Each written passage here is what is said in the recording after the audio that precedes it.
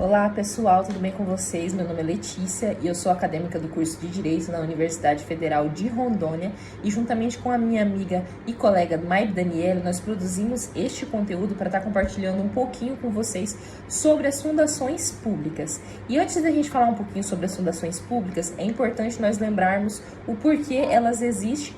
E não deixando de lado também, podemos falar sobre a administração pública, que é regulamentada pela Constituição Federal no seu artigo 37 e seguintes. A organização da administração pública ela é exercida por entidades políticas, ou seja, o Estado, a União, os municípios e o Distrito Federal. E essas entidades elas possuem a capacidade de auto-organização e de executar atividades de forma direta por meio de órgãos despersonificados. A demanda do poder judiciário ela é um tanto quanto fadada e em especial do poder executivo. Por isso ela é subdividida entre os entes federados, que eles realizam a descentralização de algumas funções para as chamadas entidades administrativas que possuem patrimônio, autonomia administrativa, personalidade jurídica e que compõem a administração indireta. E são elas as autarquias, as fundações públicas, empresas públicas e a sociedade de economia mistas.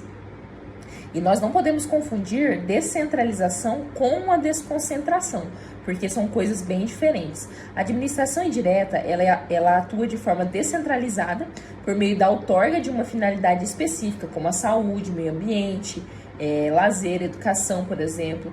E, portanto, elas são subordinadas aos entes federativos, apenas são vinculadas a eles, elas não são subordinadas.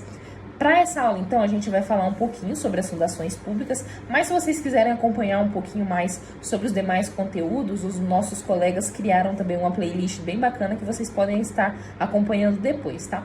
E, afinal, o que é a fundação pública? A fundação, ela pode ser privada ou pública. A fundação privada, ela resulta da iniciativa de um particular que seleciona uma parte do seu patrimônio, o qual adquire a personalidade jurídica para atender a certos fins sociais definidos pelo respectivo estatuto. As características de uma fundação privada são a figura do instituidor que doa o patrimônio, que é objeto consistente em atividade de interesse social e com a ausência de fins lucrativos. E o que difere a fundação no direito público é a figura do instituidor, que é uma pessoa política, a partir do patrimônio público, e o objeto da fundação deve ser de interesse social, sendo autorizado, então, por lei específica, cabendo à lei complementar definir as áreas da sua atuação.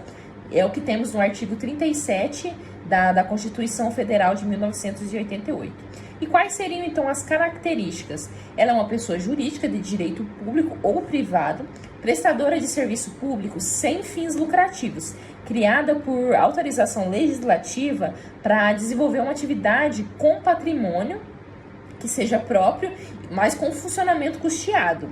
Há algumas divergências quanto à natureza jurídica, pois as fundações públicas, em regra, elas não são criadas por lei, mas são autorizadas por lei específica e determinada a sua área de atuação por meio da lei complementar. E é por isso que ela possui personalidade jurídica de direito privado. Pode parecer um pouco estranho, mas de acordo com o artigo 41 do Código Civil, são pessoas jurídicas de direito público a União, os estados, o Distrito Federal, os territórios, os municípios e as autarquias, inclusive as associações públicas, as demais entidades de caráter público criadas por lei. Desse modo, as fundações públicas autorizadas por lei são de direito privado. E um exemplo disso é a FUNAI, que é autorizada pela Lei 5.371, de 5 de dezembro de 1967, que em seu artigo 1º estabelece: fica o governo federal autorizado a instituir uma fundação com patrimônio próprio e personalidade jurídica de direito privado, nos termos da Lei Civil, denominada Fundação Nacional do Índio. Por outro lado, o projeto de lei complementar número 92/2007 publica que poderá, mediante lei específica, ser instituída ou autorizada a instituição de fundação sem fins lucrativos, integrante da administração pública indireta, com personalidade jurídica de direito público ou privado.